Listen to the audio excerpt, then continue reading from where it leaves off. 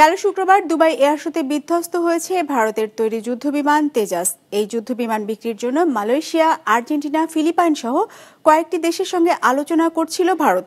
সামরিক বিশ্লেষকদের মতে দুবাইয়ের দুর্ঘটনা সেসব আলোচনার গতিকে ধীর করে দিতে পারে। ডেস্ক রিপোর্টে বিস্তারিত।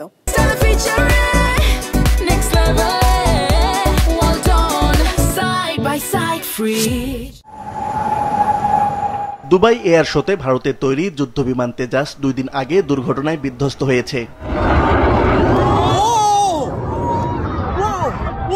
এতে প্রাণ হারিয়েছেন পাইলট উইং কমান্ডার নমনা শেল। আর এই ঘটনায় ভারতের তৈরি যুদ্ধবিমানের নিরাপত্তা নিয়ে প্রশ্ন উঠেছে।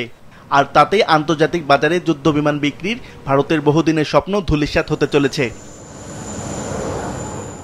রাষ্ট্রীয় বিমান প্রস্তুতকারী প্রতিষ্ঠান হিন্দুস্তান এরোনটিক্স লিমিটেডের তৈরি তেজাস যুদ্ধবিমানটি দিয়ে ভারত গেল কয়েক বছর ধরে আন্তর্জাতিক গ্রাহকদের আকৃষ্ট করার চেষ্টা চালিয়ে আসছিল। এমনকি বেঙ্গালুরুতে প্রধানমন্ত্রী নরেন্দ্র মোদী নিজেই জি স্যুট পরে তেজাসে 30 মিনিট উইংম্যান হিসাবে চালিয়ে জেটটির সক্ষমতা তুলে ধরেছিলেন। ভারতের প্রচার ছিল তেজাস মেড ইন ইন্ডিয়া, সামরিক শক্তির প্রতীকই নয় বরং আন্তর্জাতিক বাজারে এটি হবে একটি সাশ্রয়ী ও আধুনিক যুদ্ধবিমান। কিন্তু দুবাই এয়ার শোর দুর্ঘটনাটি পুরো পরিস্থিতিকে বদলে দিয়েছে। প্রদর্শনীতে উপস্থিত সামরিক বিশ্লেষকদের মতে এমন আন্তর্জাতিক প্ল্যাটফর্মে দুর্ঘটনা ঘটায় সম্ভাব্য ক্রেতা দেশগুলি এখনো আরও সতর্ক হয়ে পড়বে।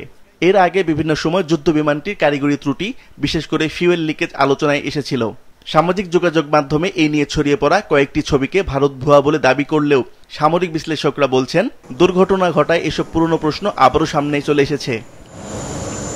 ভারত তেজাস বিক্রির জন্য মালয়েশিয়া, আর্জেন্টিনা, ফিলিপিন্স সহ বেশ কয়েকটি দেশের সঙ্গে আলোচনা করে আসছিল।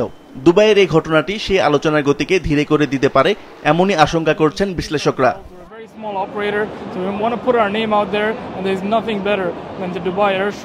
দুবাই এয়ার শোর দুর্ঘটনাটি তদন্ত শুরু হয়েছে। তবে এই দুর্ঘটনা ভারতের যুদ্ধবিমান রপ্তানির স্বপ্নে বড় বাধা হয়ে দাঁড়ালো বলে মন্তব্য করছেন আন্তর্জাতিক প্রতিরক্ষা বিশ্লেষকরা। আসিফ আল আমিন, বিজনেস রিপোর্ট, মাছরাঙা টেলিভিশন।